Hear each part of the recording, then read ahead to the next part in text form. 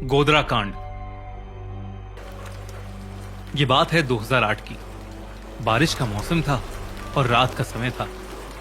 अहमदाबाद के एक छोटे से अपार्टमेंट में एक नौजवान जर्नलिस्ट आदित्य शर्मा अपने डेस्क पर बैठे अपने पुराने नोट्स को देख रहा था। आदित्य बस एक ऐसे केस की तलाश में था जो उसका नाम मशहूर कर दे, लेकिन उस रात एक अनजान मेहमान उसकी जिंदगी पलटने वाला था। जब वो अपने नोट्स को पढ़ रहा था, तब अचानक से उसके दरवाजे की घंटी बजी। दरवाजे पर एक बूढ़ा सा आदमी खड़ा था। आदित्य ने उससे पूछा कि वो कौन है, तो वो आदित्य के कदमों में गिरकर फूट फूट के रोने लगा। उसने कहा कि क्या आप मुझे इंसाफ दिला सकते हैं? आदित्य को कुछ समझ नहीं आया। आदित्य ने उस बूढ़े आदमी को अंदर बुलाया और उसके लिए पानी लेने किचन में गया, पर जब तक वो वापस आया, वो बूढ़ा आदमी वहां से जा चुका था। बस टेबल पर एक लेटर और एक फोटो पड़ी थी।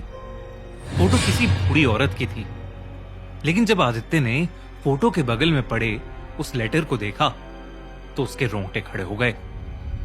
उस लेटर में लिखा था कि वो फोटो वाली औरत उस बूढ़े आदमी की पत्नी थी और वो गोधरा कांड में जलकर मर गई थी।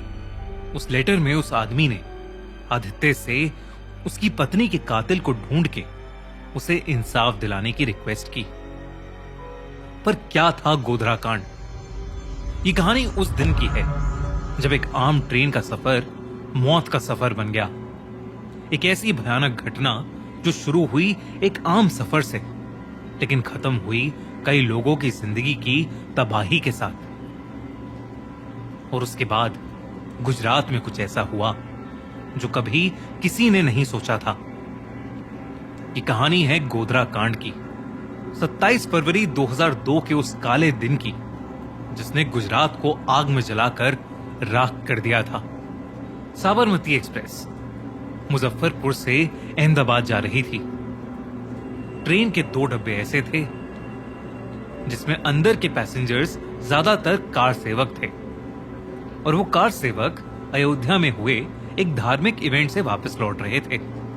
ट्रेन के अंदर शांति थी, लेकिन गुजरात के आसमान में एक तूफान उमड़ रहा था, क्योंकि ये वही दौर था जब अयोध्या में मंदिर और बाबरी मस्जिद के बीच एक झगड़ा चल रहा था। साबरमती एक्सप्रेस उस दिन लगभग 4 घंटे लेट चल रही थी और सुबह के 7:43 पर गोधरा में साबरमती एक्सप्रेस प्लेटफॉर्म पर पहुंची। उसका इंजन धुआं उगल रहा था और पूरी ट्रेन इतनी भरी हुई थी कि शायद किसी भी एक्स्ट्रा इंसान के बैठने की जगह भी नहीं थी। जैसे ही ट्रेन ने स्टेशन छोड़ा, कुछ अजीब सा होने लगा। किसी ने अचानक से इमरजेंसी चेन खींच दी। चेन खींचते ही ट्रेन रुक गई। रिपोर्ट्स के मुताबिक चेन बार बार खींची गई थी। कुछ ही पल बाद वहां एक भीड़ जमा होने लगी। हवा में एक अजीब सी टेंशन थी और फिर कुछ लोग ट्रेन की तरफ आगे बढ़ने लगे। अचानक पत्थरबाजी शुरू हो गई। पत्थर ट्रेन की खिड़कियों से टकरा रहे थे और शीशे तोड़कर अंदर के पैसेंजर्स को घायल कर रहे थे। कोच S5 और S6 जो कार सेवकों से भरे थे, एक डायरेक्ट टारगेट बन गए थे। अंदर पैसेंजर्स पैनिक में आकर खिड़कियां बंद कर रहे थे, चीख रहे थे, लेकिन तब तक कुछ लोग कोच के अंदर घुस चुके थे।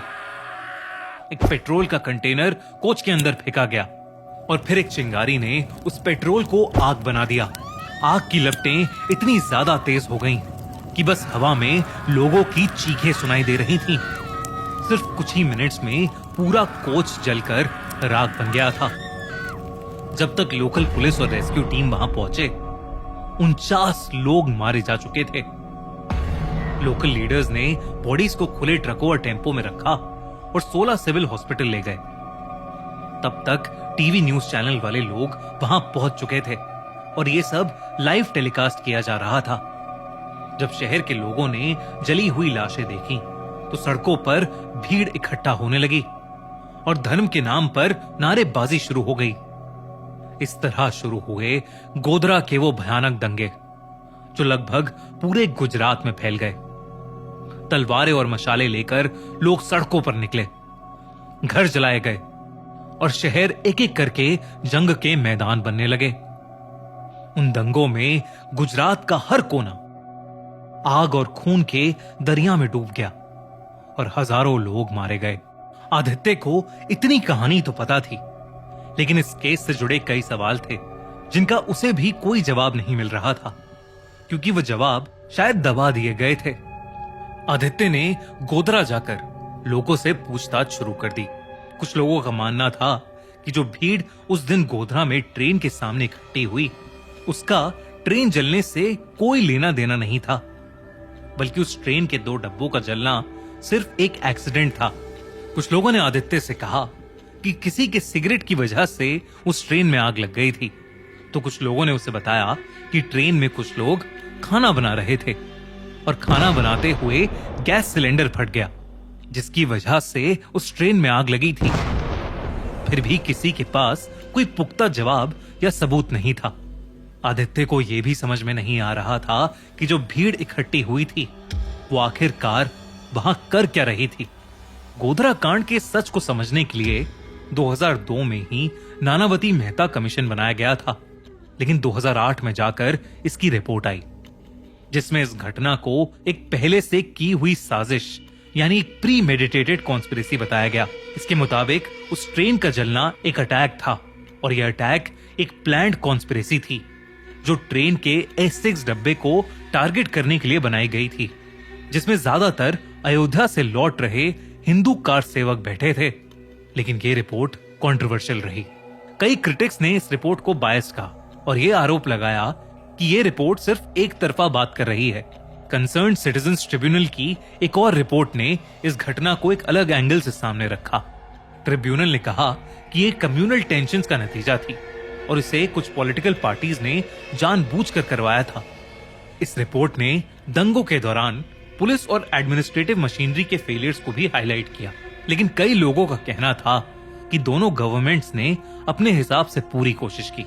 लेकिन रियलिटी ये है कि गुजरात का जख्म भरने में कई सालों का समय लग गया और शायद वो जख्म अभी भी पूरी तरह नहीं भरे हैं। आदित्य ने भी सच तक पहुंचकर उस बूढ़ी औरत के कातिल को ढूंढने की पूरी कोशिश की, लेकिन वो भी इन्हीं सब सवालों से जूझता रहा।